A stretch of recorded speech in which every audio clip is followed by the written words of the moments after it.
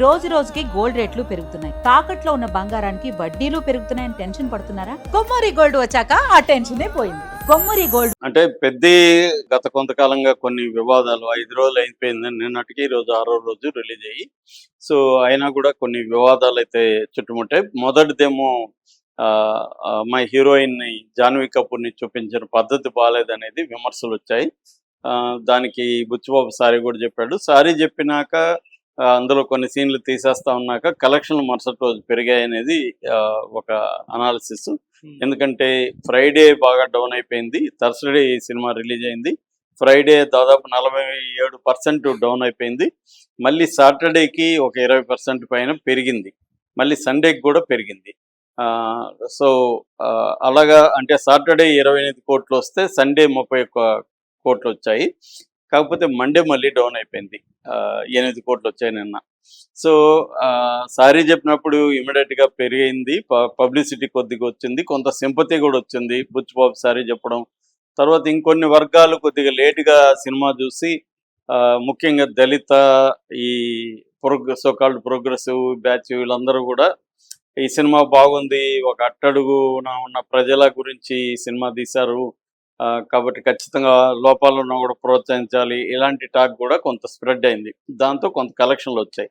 ఇది వీకెండ్. మళ్ళీ week day మండేకొచ్చేసరికి drop అయిపోయింది. ఈరోజు కూడా తగ్గే అవకాశం ఉంది. సో, ఈ నేపథ్యంలో ఏందంటే ఇప్పుడు ఒక కొత్త వివాదం రామ్ చరణ్‌ని చుట్టుముట్టింది. అది కూడా రామ్ చరణ్‌ని టార్గెట్ చేస్తూ అతని మీద అట్రాసిటీ యాక్ట్ పెట్టాలి అనే డిమాండ్తో ఎస్పీని కలెక్టర్లు కలుస్తున్నారు. ఆదివాసీ సంఘాలు చాలా స్ట్రాంగ్గా డిమాండ్ చేస్తున్నారు. ఎందుకంటే దాదాపు 15 టైమ్స్ ఆదివాసీలను అవమానించే విధంగా కొన్ని పదాలు కొన్ని వాక్యాలు ఉన్నాయనేది వాళ్ళు చెప్తున్న కంప్లైంట్. అంటే ఫర్ ఎగ్జాంపుల్ కొండ నా కొడుక ఇలాంటి పదాలు ఉన్నాయి దాంట్లో.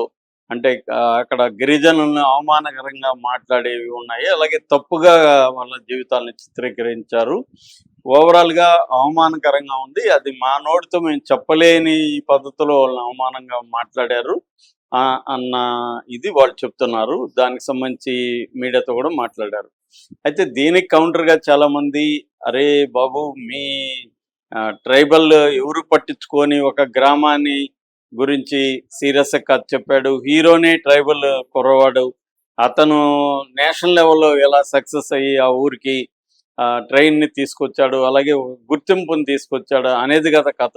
ఇప్పుడు విలన్లు తిట్టకపోతే అసలు ఇతన్ని హత్య చేయకపోతే ఇతని జాతిని వాళ్ళు బూతులు తిట్టకపోతే హీరోకి అంత కోపం రావడం అంత పట్టుదల రావడం ఎలా జరుగుతుంది? అంటే మనల్ని అవమానిస్తున్నారు అన్నప్పుడే కదా అతను గాయపడి దాని నుంచి ఈ అవమానాల నుంచి మనం నేషనల్ లెవెల్లో గుర్తింపు రావాలనే కదా అతను త్యాగం చేస్తాడు. సో అది కదా కథ. అది వదిలేసి మీరు ఎవరో తిట్టారని చెప్పి తిడితేనే విలన్లు కూడా తిట్టకుండా మిమ్మల్ని ఏమంటారు కొండ జనం గారు అని పిలుస్తారా వాళ్ళు? మామూలుగా కూలి నా కొడుకాను ఇంకొక నా కొడుకాను తిడితేనే కదా వీళ్ళల్లో ఒక పౌరుషం రావడం. అది కదా సినిమా కథ. దాన్ని మీరు వదిలేసి ఏదో పనికిమాలిని పట్టుకొని మనోభావాలు దెబ్బతిన్నాయని. మరి అలాంటి గ్రామాలు చాలా ఉన్నాయి. అలాంటి ట్రైబల్స్ చాలా ఉన్నారు. వాళ్ళు చనిపోతున్నారు. మలేరియా లాంటి జబ్బులతో చనిపోతుంటే మీ మనోభావాలు అప్పుడు గాయపడట్లేదా? వాళ్ళ జీవితాలు ఘోరంగా ఉంటే అప్పుడు మీ మనోభావాలు గాయపడట్లేదా? ఈ మధ్య మంగ్లీ కేసులో చాలామంది మోసపోతే ఆ గిరిజనుల కోసం మీ మనోభావాలు గాయపడలేదా? ఇప్పుడొచ్చి ఒక బ్రహ్మాండమైన కథను తీసుకొని అతను ఒక మారుమూల గ్రామాన్ని తీసుకొని రిప్రజెంట్ చేసి వాళ్ళ సమస్యలు ఎలా ఉన్నాయో ఒక సినిమా ద్వారా చెప్తే దాంట్లో కూడా మీ మనోభావాలు భయదేనని ఇదంతా కూడా బ్లాక్మెయిల్ టాక్టిక్స్. రామ్ చరణ్ని వాళ్ళని బెదిరించి డబ్బులు వసూలు చేసే కార్యక్రమం తప్ప నిజంగా వీళ్ళకి ట్రైబల్స్ మీద ప్రేమ ఉంటే వీళ్ళు ట్రైబల్స్ కోసం ఇప్పటివరకు ఏం చేశారో చెప్పాలి. ఒక మంచి సినిమాను పట్టుకొని అది కూడా విలన్లు తిట్టిన దాన్ని పట్టుకొని విలన్లు దాన్ని వీళ్ళు హైలైట్ చేస్తున్నారన్న తీవ్ర విమర్శలు కూడా వీళ్ళ మీద వస్తున్నాయి.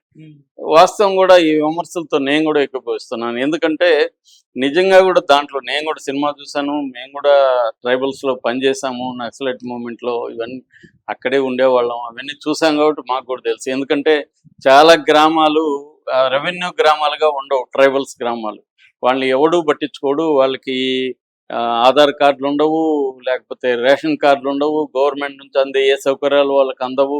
అటువంటి పరిస్థితిలో ఉంటారు.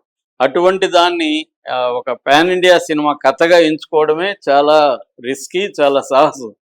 ఆ పని బుచ్చిబాబు గాని, రామ్ చరణ్ గాని చేశారు. ఖచ్చితంగా వాళ్ళని అభినందించాలి. ప్రతి సినిమాలో లోపాలుంటాయి. పని చేసేవాడే కదా తప్పులు చేస్తాడు. పని చేయనివాడు గమ్మున ఉంటాడు. వాడు తప్పులు చేయడు, ఒప్పులు చేయడు.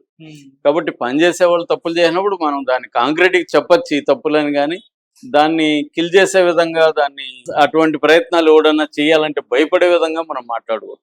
ఇప్పుడు వీళ్ళు చేసే దాన్ని బట్టి ఇంకెవరు అసలు గిరిజనుల జోలికెళ్తే ఆ సంఘాలు వస్తారా బాబు! మనకెందుకు ఆ కథలతో సస్యసావని మనకెందుకు అనుకునే ప్రమాదం ఉంది.